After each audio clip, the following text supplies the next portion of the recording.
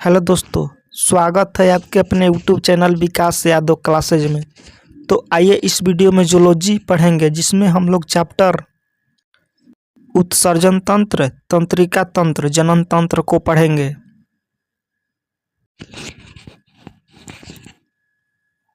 उत्सर्जन शरीर से अवशिष्ट पदार्थ को शरीर से बाहर निकालने की क्रिया को उत्सर्जन कहते हैं। अंगों के वैसे समूह जो खराब पदार्थ को शरीर से बाहर निकालते हैं उत्सर्जी अंग कहलाते हैं। मानव में प्रमुख उत्सर्जी अंग हैं फेफड़ा, आंत, यकृत, त्वचा, वृक्क। फेफड़ा CO2 तथा वाष्पशील पदार्थों का उत्सर्जन करता है तथा अमोनिया जैसे खतरनाक पदार्थ को यूरिया जैसे कम खतरनाक पदार्थ में बदलकर उसके उत्सर्जन में प्रमुख भूमिका निभाती है। त्वचा पसीना तथा सीबम का उत्सर्जन करती है।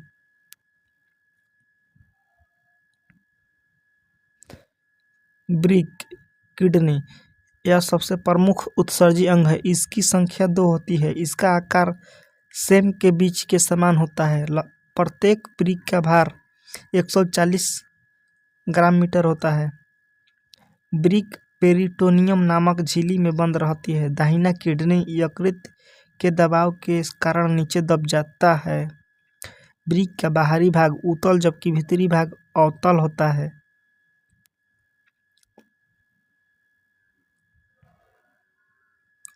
वृक्क के बाहरी पतला भाग को कार्टेक्स जबकि आंतरिक मोटा भाग को मेड्यूला कहते हैं। वृक्क के आंतरिक प्रवेश द्वार को हाइलम कहते हैं। प्रत्येक वृक्क किडनी में लगभग 3 लाख नसें होती है, जिन्हें वृक्काणु कहते हैं। वृक्क की कार्यात्मक इकाई नेफ्रॉन को कहते हैं। मनुष्य के शरीर में उत्सर्जन का वास्तविक कार्य इन्हीं नेफ्रॉन के द्वारा किया जाता है, अतः इन नेफ्रॉनों को उत्सर्जी इकाई कहा जाता है।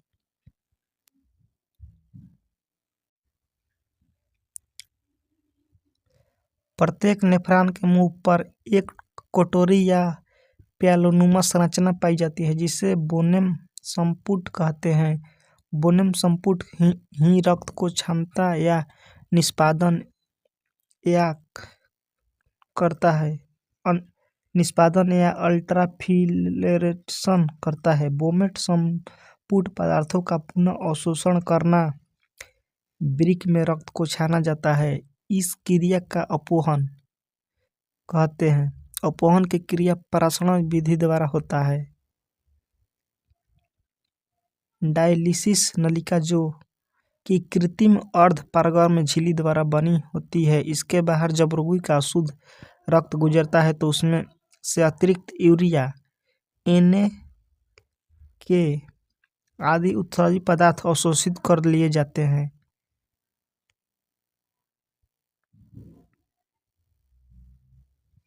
मूत्र का यूरिन का निर्माण वृक्क करता है, इसमें 95% जल, 2% लवण, 2.6% यूरिया तथा 0.3% यूरिक अम्ल होता है। मूत्र का pH लगभग 4.8 से लेकर 8.4 के बीच रहता है। मूत्र की प्रकृति अम्लीय होता है। मूत्र का पीला रंग यूरोक्रोम के कारण होता है, जबकि मल का पीला रंग बिलीरुबिन के कारण होता है। वृक्क अवशिष्ट पदार्थों का उत्सर्जन मूत्र के माध्यम से कर देता है। वृक्क जहरीले पदार्थों को प्रभाव निष्क्रिय कर देता है। वृक्क में पाया जाने वाला पथरी कैल्शियम ऑक्जेलेट का होता है।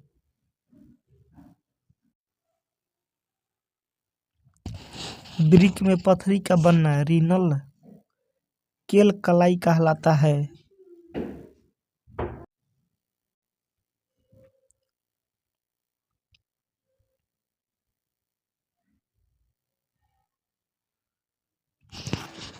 तंत्रिका तंत्र शरीर का वह अंग जो सोचने, समझने तथा सूचनाओं का आदान प्रदान करता है, उसे तंत्रिका तंत्र कहते हैं। तंत्रिका तंत्र का मुख्य भाग मस्तिष्क तथा मेरुरज्जु होता है। मस्तिष्क का वजन 1350 से 1400 ग्राम होता है। यह सूचना के आदान प्रदान, तापमान तथा भूख प्यास पर नियंत्रण रखता है। मस्तिष्क खोपड़ी क्रेनियम नामक हड्डियों द्वारा सुरक्षित रहता है। इन हड्डियों के मस्तिष्क मेनिंजिस 3 परत की झिल्ली होती है। इन हड्डियों के अंदर मस्तिष्क मेनिंजिस नामक झिल्ली से ढका रहता है। मानव का मस्तिष्क तंत्रिका कोशिका का बना होता है। तंत्रिका कोशिका में पूर्णतः निर्माण की क्षमता सबसे कम होती है। तंत्रिका कोशिका सबसे लंबी कोशिका होती है। जन्म के बाद इसमें कोई विभाजन नहीं होती है क्योंकि इसमें सेंट्रोसोम नहीं पाया जाता है। तंत्रिका तंतु को साइनेप्स कहते हैं। साइनेप्स के अंतिम छोर पर गोल संरचना होती है जिसे एक्सन कहते हैं। एक एक्सन दूसरे एक्सन आवेश संरक्षण के लिए अर्थात तंत्रिका में आवेश संरक्षण के लिए सोडियम की आवश्यकता है। तंत्रिका तंत्र की इकाई न्यूरॉन होती है।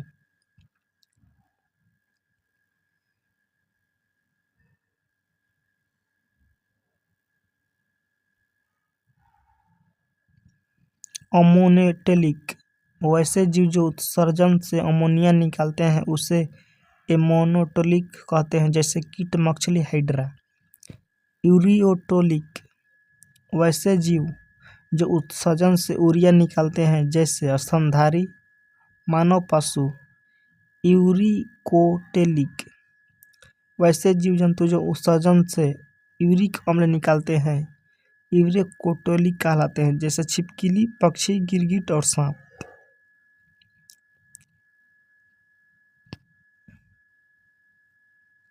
ग्वानोटोलिक वैसे जीव जो उत्सर्जन से ग्वानिन निकालते जो हो ग्वानोटेलिक कहलाते हैं, जैसे मकड़ी। कीटों में उत्सर्जन के लिए हरित ग्रंथि पाया जाता है। पेड़ पौधा का गेंद, लाशा का दूध उनका उत्सर्जी पदार्थ रहता है।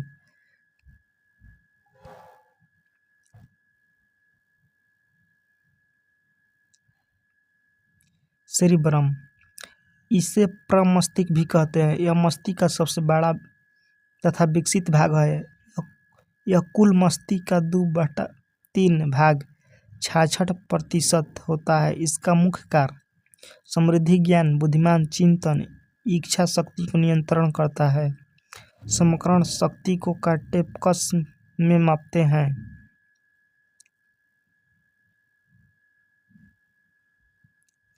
थैलेमस यह ठंड, गर्मी, दर्द को बताता है, अर्थात यह बाहरी वातावरण का ज्ञान कराता है। इसमें पिनियल ग्रंथि पाई जाती है।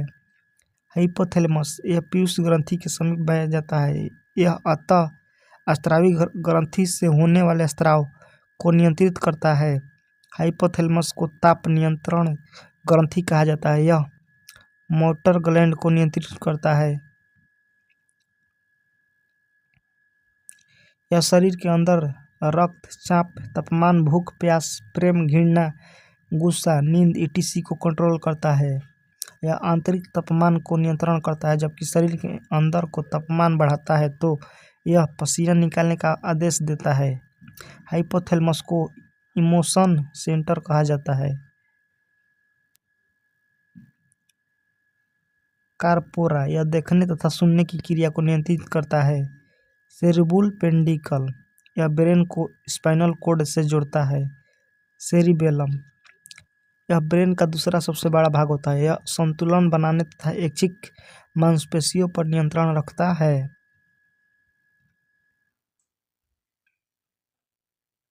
मेडुला ओब्लांगेटा यह एक बेलनाकार रचना होती है। यह मस्तिष्क का सबसे पिछला भाग है।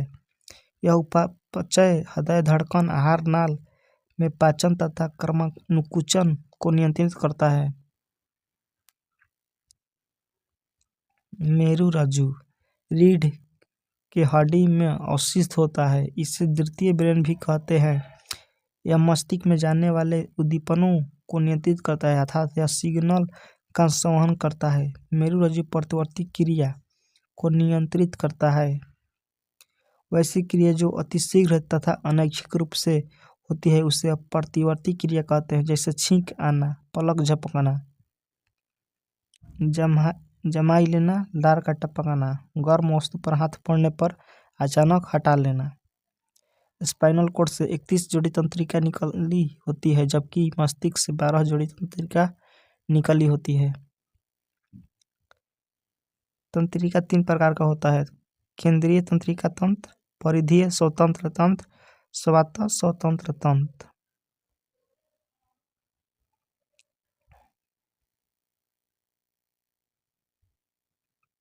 केंद्रीय तंत्रिका तंत्र, यह तंत्रिका तंत्र सबसे महत्वपूर्ण भाग है। यह पूरे शरीर को नियंत्रित करने का कार्य करता है। इसके अंतर्गत ब्रेन एंड स्पाइनल कोड आते हैं।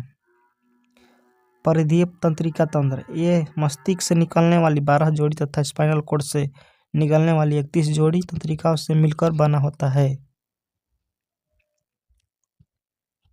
स्वायत्त स्वतंत्र तंत्रिका तंत्र, यह मस्तिष्क तथा स्पाइनल कोड से निकलने वाली तंत्रिकाओं में से कुछ तंत्रिकाओं से मिलकर बनता है। इसका मुख्य रूप से 2 कार्य हैं: अनुकंपीय क्रिया, परानुकंपीय क्रिया।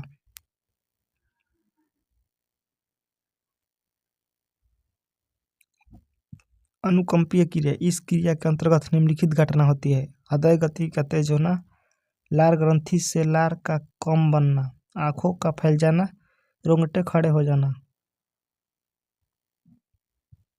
पसीना अधिक आना, पैर थरथराने लगना। परानुकंपी क्रिया, यह मस्तिष्क से निकलने वाली 12 जोड़ी तथा स्पाइनल कोड से निकलने वाली 31 जोड़ी तंत्रिकाओं से मिलकर बना होता है। तंत्रिका में आवेग संरक्षण, तंत्रिका में आवेग संरक्षण के लिए सोडियम की आवश्यकता होती है। वैसे नसें जो आवेग को ले आने तथा ले जाने का कार्य करते हैं, उन्हें तंत्रिका या नर्वस कहते हैं।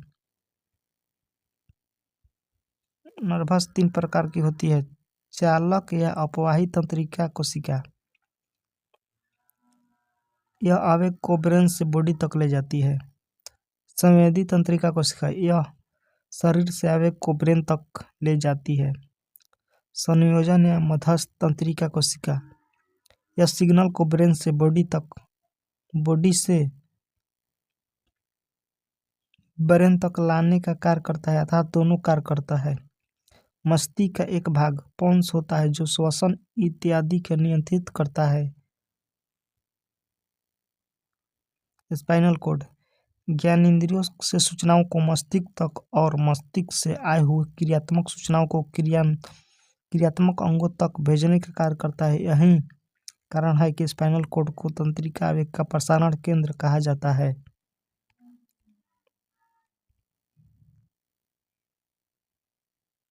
जनतंत्र या प्रजनन तंत्र अपने समान संतान उत्पत्ति की क्रिया को जनन कहते हैं। जनन की क्रिया 2 प्रकार की होती है: अलैंगिक जनन, लैंगिक जनन। अलैंगिक जनन, इस प्रकार के जनन में नर युग्मक तथा मादा युग्मक की कोई आवश्यकता नहीं होती है। यह जनन की क्रिया एक ही शरीर में हो जाती है। यह जनन कई प्रकार का होता है: विखंडन, इसमें केंद्रक बढ़ जाता है और नए शरीर का निर्माण हो जाता है। इस प्रकार का जनन अमीबा में देखा जाता है। मुकुलन, इस प्रकार के जनन में शरीर का एक उभार पैदा होता है जिसे बड कहते हैं। बड कुछ समय पश्चात टूटकर नए जीव का निर्माण कर देता है।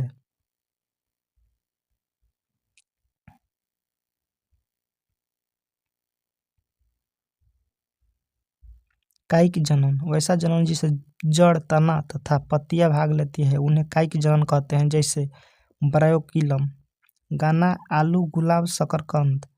लैंगिक जनन, इस प्रकार के जनन में नर युग्मक तथा मादा युग्मक का मिलना आवश्यक है। टेस्टोस्टेरोन हार्मोन पुरुष में गौण लैंगिक लक्षण लाता है, जैसे दाढ़ी, मूछ, आवाज का भारी होना। पुरुष में जनन क्षमता 14 वर्ष की आयु से प्रारंभ होती है और आजीवन रहती है, जबकि महिलाओं में जनन क्षमता 12 वर्ष की अवस्था में से ही हो जाती है। 50 वर्ष की अवस्था के बाद समाप्त हो जाता है। नोनॉक्सिनाल 9 नामक दवा स्पर्म को मार डालता है। मादा जननांग, मादा में वैसे अंग जो जनन क्रिया में भाग लेते हैं मादा जननांग कहलाते हैं। अंडाशय। अंडाशय प्राथमिक मादा जननांग है। इसकी संख्या 2 होती है। इनका मुख्य कार्य अंडा का निर्माण करना है। अंडाशय से 3 प्रकार का हार्मोन निकलते हैं। एस्ट्रोजन यह हार्मोन मासिक चक्र को नियंत्रित करता है। प्रोजेस्टेरोन यह हार्मोन स्तन विकास तथा गर्भधारण करने में सहायक है। रिलैक्सिन यह हार्मोन प्रसव के लिए सहायक है। यह यूटेरस के मार्ग को चौड़ा कर देता है।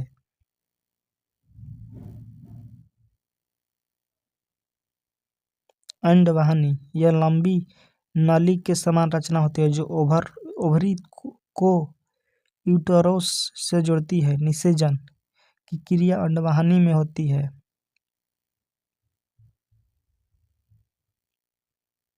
गर्भाशय भ्रूण का विकास यूटेरस में होता है। यूटेरस का आकार थैली के समान होती है। यूटेरस में बनने वाला भ्रूण का सबसे पहले हृदय बनता है। यूटेरस के अंदर भ्रूण इम्नियोटिक सेल नामक झिल्ली से ढका होता है। भ्रूण को भोजन गर्भनाल द्वारा मिलता है। भ्रूण को भोजन प्लेसेंटा द्वारा मिलता है। गर्भाशय के दौरान महिलाओं में लोहा तथा कैल्शियम की कमी हो जाती है। नर युग्मक को शुक्राणु कहते हैं। वही शुक्राणु जनन क्रिया में भाग लेते हैं जिनकी पूछ होती है। प्रत्येक शुक्राणु में 23 जोड़ा क्रोमोसोम पाए जाते हैं।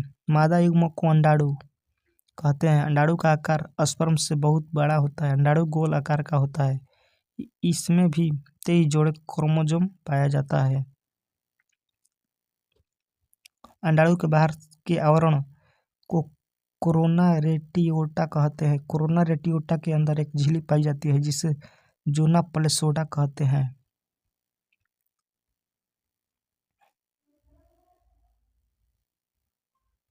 नर जननांग नर के शरीर का वह भाग जो जनन की क्रिया में भाग लेता है नर जननांग कहलाता है।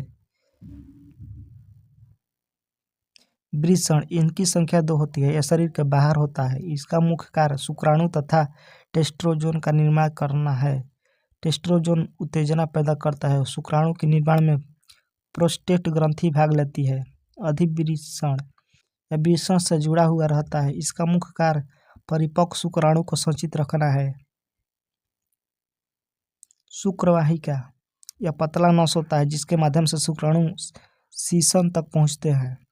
सीसन यह बाह्य जननांग है। इसका मुख्य कार्य शुक्राणु को मादा जननांग तक पहुँचाना है।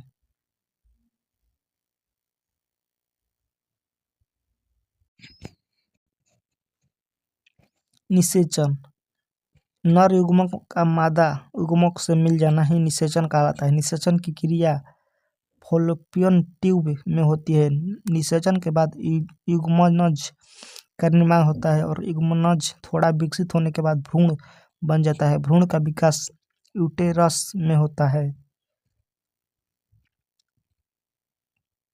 गर्भावस्था के दौरान मासिक चक्र रुक जाता है।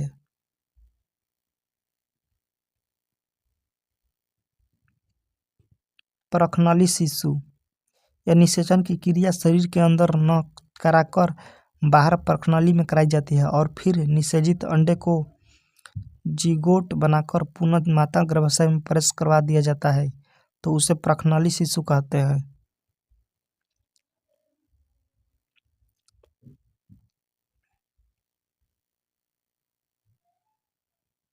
विश्व में पहली परखनली शिशु 25 जुलाई 1978 को ब्रिटेन में लुई ब्राउन हुई थी। भारत में पहली परखनली शिशु 6 अप्रैल 1986 को मुंबई में इंदिरा हुई।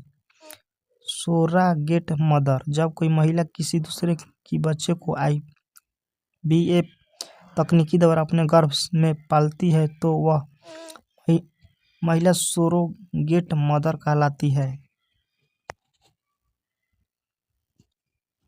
बाध्यकरण नसबंदी पुरुष नसबंदी को वस्कोटमी कहते हैं। इसमें वैस डिफरेंस को काट दिया जाता है। ट्यूबकोटमी मादा नल बंदी को ट्यूबकोटमी कहते हैं। इसमें फॉल्पियन ट्यूब काट दिया जाता है। हाइस्टेरोटमी जब पूरा यूटेरस को काट निकाल दिया जाता है तो इसे हाई हिस्टेरेक्टोमी कहते हैं। इम्यूनोसेप्टोसिस किसी भ्रूण के लिंग का पता लगाना कि वह लड़का है कि लड़की, उसे ही इम्यूनोसेप्टोसिस कहते हैं। यह कानूनी रूप से प्रतिबंधित है।